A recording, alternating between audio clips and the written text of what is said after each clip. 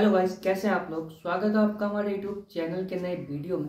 तो गाइस देखिए, इस वीडियो में हम बात करने वाले हैं एग्ज़ाम प्रिपरेशन के बारे में। वो चाहे बोर्ड हो या कोई कंपटीशन एग्ज़ाम हो, किसी भी एग्ज़ाम में सफलता पाने के लिए सबसे ज़्यादा ज़रूरी होता है टाइम टेबल, कि आप किस टाइम टेबल के हिसाब से स्टडी कर रहे हैं और उस टाइम टेबल में भी बेसिकली आप क्या स्टडी कर रहे हैं जो आपको किसी भी एग्ज़ाम में सफल बना सके। तो गाइस सबसे पहले तो हम बात कर लेते हैं कि किसी भी एग्ज़ाम की जब तैयारी करते हैं तो उसमें जो स्टूडेंट्स हैं वो क्या क्या मिस्टेक कर देते हैं, वो मैं आपको थोड़ा एक बता देता हूँ। देखिए, स्टूडेंट्स का होता क्या है कि वो जब किसी भी बुक को स्टडी करते हैं, किसी भी सब्जेक्ट की, तो वो जो उसमें चीज़ें लिखी हुई हैं उनको अंडरलाइन करते हुए चलते हैं। तो कुछ लोग क्या है कि उसी चीज़ को, यानी कि अंडरलाइन करने को ही स्टडी मान के चल लेते हैं कि उनकी स्टडी चल रही है और उन्होंने इतने घंटे स्टडी कर ली है, लेकिन उससे उनकी ना तो कोई नॉलेज गेन हो पाती है और ना ही वो एग्जाम में सफल हो पाते हैं। और दूसरी जो चीज़ आती है कि वो सिर्फ वो किसी चीज़ को पढ़ रहे हैं, उसकी लिख के प्रैक्टिस नहीं कर रहे हैं, ठीक है, सिर्फ पढ़े जा रहे हैं, बार बार उसको पढ़ रहे हैं।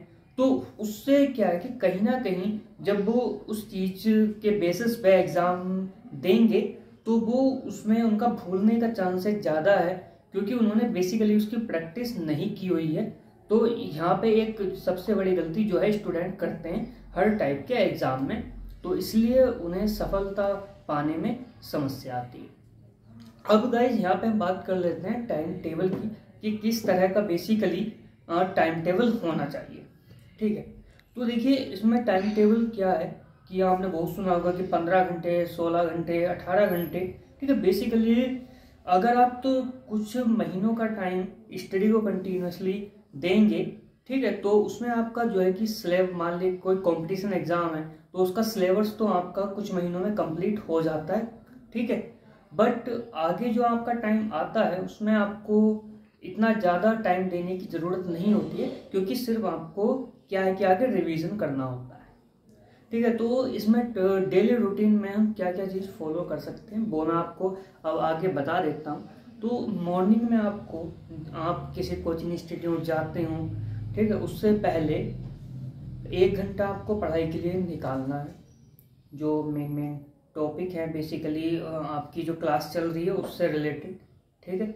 फिर जब आप किसी कोचिंग इंस्टीट्यूट से पढ़ के आ जाते हैं तो आपका कोचिंग इंस्टीट्यूट में भी टाइम रहता है पढ़ने का।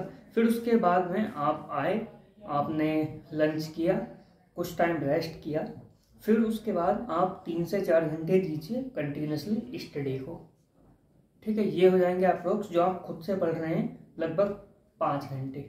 फिर उसके बाद में आ जाता है आपका इवनिंग का टाइम।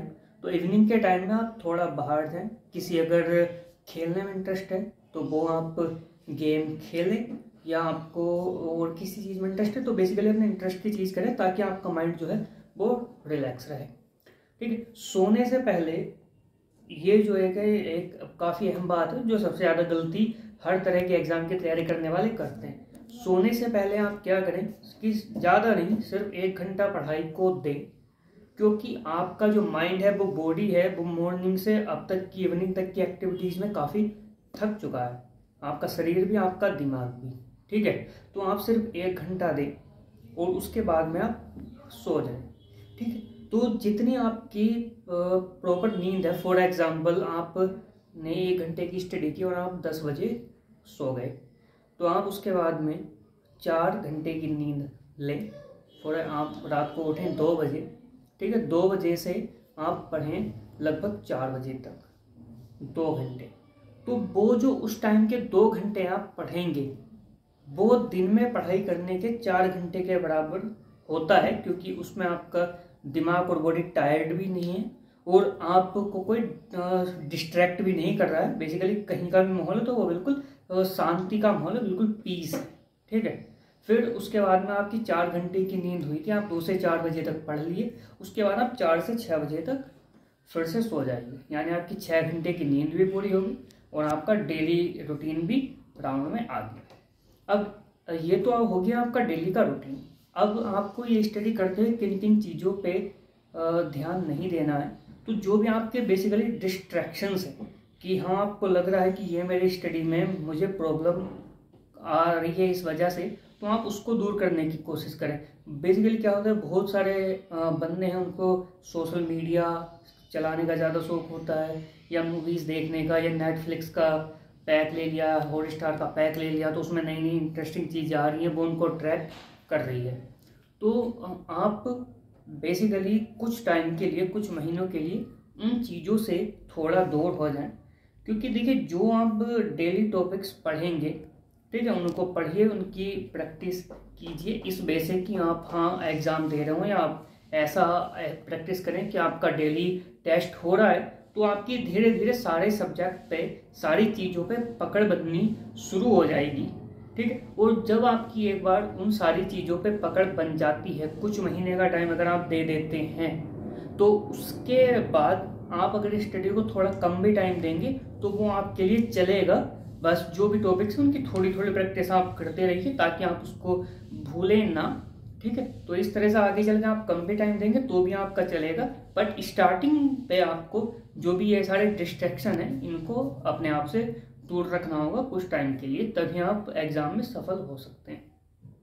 ठीक है, तो ये जो थोड़ा एक रूटीन, थोड़ा मैंने अपना एक्सपीरियंस भी इसमें ऐड ऑन करके शेयर किया है आपको, तो ये बोर्ड एग्जाम हो या कोई कंपटीशन एग्जाम हो, उनके तैयारी के लिए आपको जरूर गाइड करेगा।